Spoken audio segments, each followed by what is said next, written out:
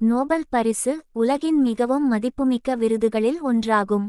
இது அறிவியல், இலக்கியம் மற்றும் சமாதானம் ஆகிய துறைகளில் சிறந்த பங்களிப்புகளை வழங்கியவர்களுக்கு வழங்கப்படுகிறது.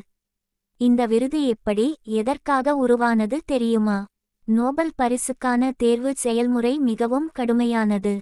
ஒவ்வொரு துறையிலும் நிபுணர்களைக் கொண்ட குழுக்கள் பரிசுக்கான பரிந்துரைகளை பெற்று அவற்றை மதிப்பீடு செய்து இறுதி தேர்வு செய்கின்றன.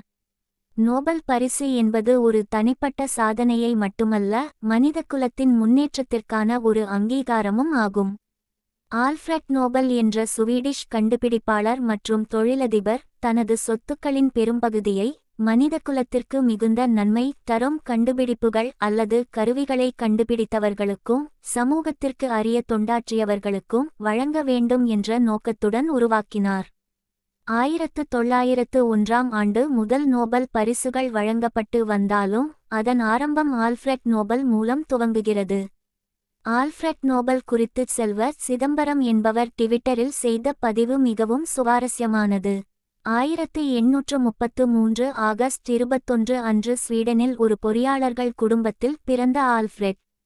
இவர் ஒரு பொறியாளர், வேதியியலாளர், கண்டுபிடிப்பாளர் மட்டுமின்றி பெரிய போர்த்தளவாட உற்பத்தியாளரும் ஆவார். போஃபர்ஸ் உட்பட 90 போர்த்தளவாட நிறுவனங்கள் அவருக்கு சொந்தமாக இருந்தன.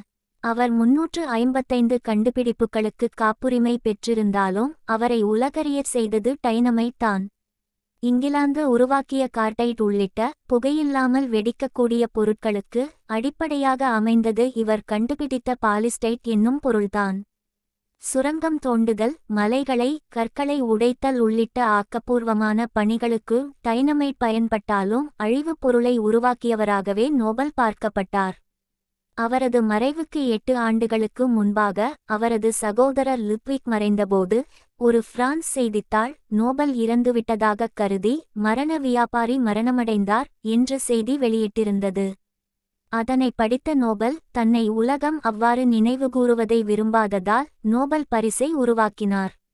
ஆல்ஃபிரட் நோபல் உயில் எழுதப்பட்டு ஓராண்டில் 1896 டிசம்பர் 10 அன்று நோபல் மறைந்துவிட 1900 ஜூன் 29 அன்று ஒரு தனியார் நிறுவனமாக நோபல் அறக்கட்டளை உருவாக்கப்பட்டது. இயற்பியல், வேதியியல், உடற்கூறியல் அல்லது மருத்துவம், இலக்கியம், அமைதி ஆகிய துறைகளில் மனித குலத்திற்கு பெரும் பயனளிக்கும் சாதனைகளை புரிவோருக்கு இப்பரிசு வழங்கப்பட வேண்டும் என்ற அவரது விருப்பத்தின்படி 1901 இலிருந்து வழங்கப்பட்டு வருகிறது. ஒரு நோபல் பரிசின் இன்றைய மதிப்பு சுமார் 7,4 கோடி ரூபாய்களாகும். 1966 இல் கண்டுபிடிக்கப்பட்ட ஒரு செயற்கை தனிமம் நோபலின் பெயரால் நோபலியம் என்று பெயரிடப்பட்டது. நன்றி. இன்னும் பல சுவாரஸ்ய கதைகளை கேட்க எமது பக்கத்துடன் இணைந்திருங்கள்.